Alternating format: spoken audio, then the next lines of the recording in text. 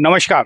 इस वक्त हमें करही गांव के मतदान केंद्र क्रमांक 42 पर, हालांकि इस प्रांगण है जो हाई सेकेंडरी स्कूल का, यहाँ 3 मतदान केंद्र हैं और इन पर 2 मतदान केंद्रों पर उतनी भीड़ नहीं है, लेकिन 42 नंबर का जो मतदान केंद्र है यहाँ मतदाताओं की कतार देखने को मिली है। साथ ही एक बात और कि यहाँ युवा मतदाता अधिक संख्या में वोट डालने के लिए आ रहे हैं। तो हमारे साथ कुछ युवा मतदाता हैं, महिलाएं हैं, कुछ उनसे हम बात कर लेते हैं। क्या कहेंगे बेटा, पहली बार वोट डाला है या इससे पहले भी कभी वोट डाला? मैं पहली बार डाला। कैसा लगा वोट डाल के? अच्छा। कुछ मुद्दे रहे हो, कुछ मन में सोचा हो कि हम इस वजह से वोट करेंगे, या विकास के लिए वोट करेंगे, या शिक्षा के लिए वोट करेंगे, या खेल कूद के लिए वोट करेंगे? शिक्षा के लिए। जोर से बोलो। शिक्षा के लिए। अच्छा, आपने भी पहली बार डाला? पढ़ते हैं, क्या करते हैं? हाँ, पढ़ते हैं। कौन सी क्लास में पढ़ते? 11th में। 11th में। तो कैसा लगा जब वोट के लिए आया कि आपको वोट डालने जाना है यहाँ? अच्छा लगा। किस किस मुद्दे को लेकर वोट करिए आपने? शिक्षा की मुद्दे से। जी। हाँ। बाकी आपकी और जो मित्र मंडली का है, जो साथ में पढ़ने वाली बालिकाएं और हैं, उन लोगों को भी प्रेरित किया है कि वो भी वोट डालने आए हैं? हाँ, हमने किया है कि सब लोग वोट डालने आए। आप कौन सी क्लास में पढ़ते बेटा? 11th क्लास में। 11th। आप क्या कहेंगे इस चुनाव को लेके? चुनाव सही है, सबको अपना अपना मत अपनी अधिकार से देना चाहिए। जो जिसको देना चाहता है उसको दे, लेकिन देश के भविष्य के बारे में सोच के दे कि कौन देश को आगे बढ़ा सकता है, उसको सही अपना वोट सबको देना चाहिए। तो बिल्कुल अपना वोट सबको देना चाहिए, अपने मताधिकार का प्रयोग करने चाहिए। साथ ही एक कहना भी था कि विकास को देखकर कि विकास कौन कर सकता है, इसके लिए मतदान करेंगे। आपने भी शायद पहली बार मतदान किया है? हाँ। क्यों, किस लिए मतदान किया है? हमारे पसंद शिक्षा ही और क्या करेंगे? और क्या करेंगे? पढ़ने लिखने के लिए और क्या? जी, पढ़ने लिखने के लिए और कुछ आगे बढ़े और क्या। युवा वर्ग जो होता है वो कहीं ना कहीं परिवर्तन लाता है, तो किस तरह का परिवर्तन देखना चाहते हैं? आगे बढ़ी, सफलता पाए, किसानों को अच्छी तरह से सफलता मिले, बस और ज्यादा कुछ नहीं। जी जी। तो ये वो मतदाता हैं जिन्होंने पहली बार वोट किया है, और निश्चित रूप से शिक्षा एक बड़ी बात निकल के आ रही है। सारी बालिकाओं का कहना था कि शिक्षा को लेकर उन्होंने मतदान किया है, साथ ही विकास की बात भी ये बालिकाएं करती हैं। कुछ बालिकाएं और हैं जिन्होंने पहली बार मतदान किया है। क्या नाम बेटा, क्या कहेंगे? किरण जाटव। किरण, पहली बार मतदान किया है। मुद्दे कुछ, क्या मुद्दे?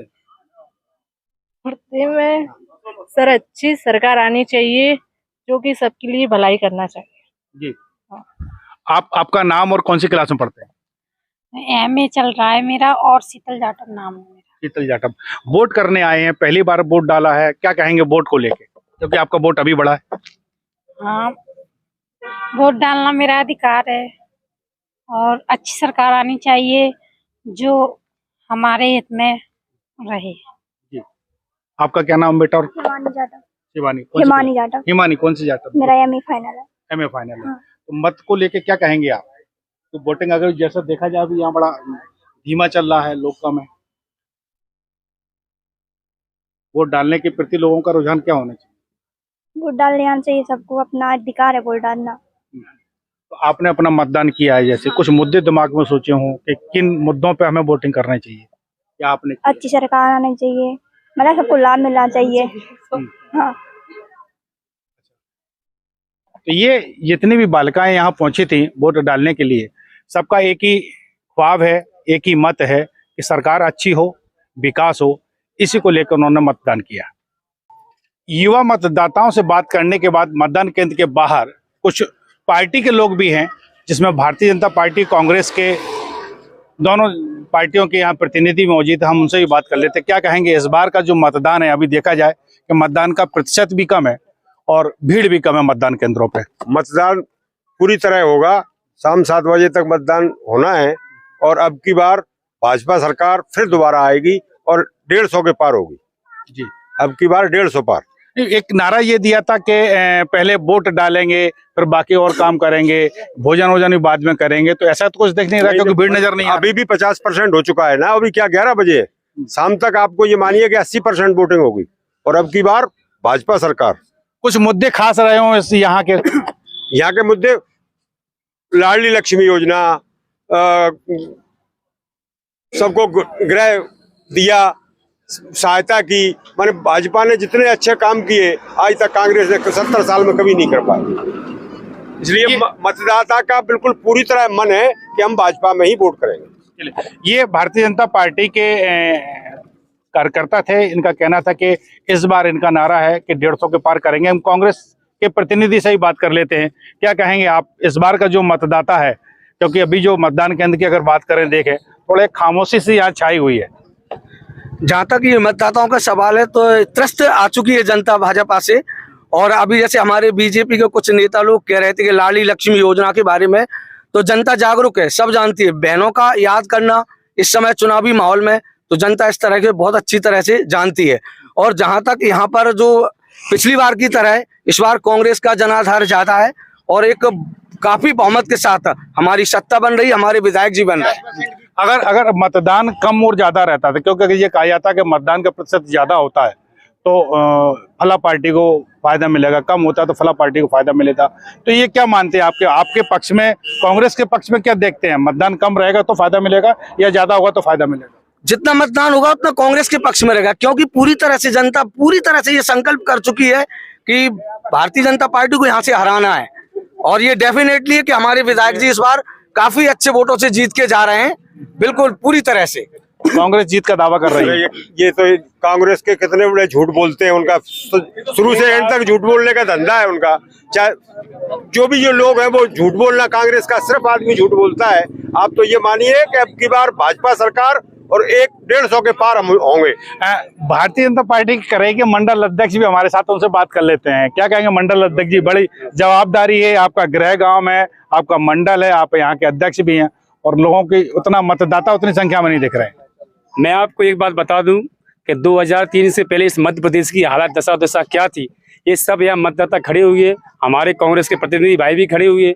मैं इनसे कहना चाहता हूँ कि 2003 के पहले इस क्षेत्र, क्योंकि हम लोकल क्षेत्र में खड़े हुए, इस क्षेत्र की जो सड़कों की दुर्दशा थी वो हम पूरे ग्रामवासी जानते हैं। हमारे उस समय के जो हमारे तत्कालीन जो हमारे सांसद जो आज कृषि मंत्री हैं श्री नरेंद्र सिंह तोमर जी, उनके पहले से आज जो सड़क भतरवार कहरा की जो पड़ी है वो भारतीय जनता पार्टी की देन है। एक और बहुत बड़ा मुद्दा था इस हमारे अंचल में जो शौचालय अभियान था, ये मुद्दा इतना भयंकर था और ये लाए कौन? ये कांग्रेस के लोग नेता लाए। लेकिन हम धन्यवाद देना चाहेंगे भारतीय जनता पार्टी को, हम धन्यवाद देना चाहेंगे नरेंद्र सिंह तोमर जी को, हम धन्यवाद देना चाहेंगे श्रीमती सिंधिया जी को, हम धन्यवाद देना चाहेंगे पीडी शर्मा जी को, हम धन्यवाद देना चाहेंगे पूरे हमारे नरेंद्र मोदी जी को, जो पूरे हमारे मध्य प्रदेश के प्रतिनिधियों ने नरेंद्र मोदी जी के सामने एक दमदारी से बात रखी और इस अंचल में पूरी जो बात जो रखने का प्रयास किया। तो चूंकि हमारे बहुत से जो मुद्दे थे वो समाप्त हुए। हर जिस तरह इस माहौल का उत्साह है, मैं समझता हूँ कि महिलाओं का सम्मान हो, चाहे गरीबों का सम्मान हो, चाहे किसानों का सम्मान हो, चाहे हमारे लाडली बेटी लक्ष्मियों का सम्मान हो, जो भारतीय जनता पार्टी ने जो किया है। इनकी सरकार 2018 में जब इनकी 2018 माह की सरकार की रही इस मध्य प्रदेश में, इन्होंने 18 माह में इन्होंने मध्य प्रदेश की जो विधानसभा सचिवालय में क्या किया ये पूरे मध्य प्रदेश जानते हैं। अभी की बात करें कि जैसा वोटिंग परसेंटेज देखने में आ रहा कि अभी उतना नहीं है जितना होना पड़ रहा, तो क्या घरों से मतदाताओं को निकालने के लिए और क्या प्रयास करें? हाँ, घरों से पूरे मतदाता जागरूक हैं, पूरे मतदाता जागरूक है। मैं समझता हूँ कि यहाँ हमारा जो पोलिंग पे खड़े है ये हमारा 85% मतदान होगा। और आप ये भली बात ही जानते हैं जब हमारा मतदान जाना होता है तो हमेशा भारतीय जनता पार्टी वहाँ विजय होती है। इस तौर पर मध्य प्रदेश में सरकार आने वाली है, पूर्व से बहुमत से आने वाली है। सभी से मैं आगे करूंगा उस परिवर्तन की लहर है और ये परिवर्तन की लहर है, ये ज्यादा नहीं चाहते। एक मिनट परिवर्तन की लहर है, ये ज्यादा नहीं चाहते कि वोटिंग हो, जितनी अधिक वोटिंग होगी कांग्रेस के पक्ष में होगी।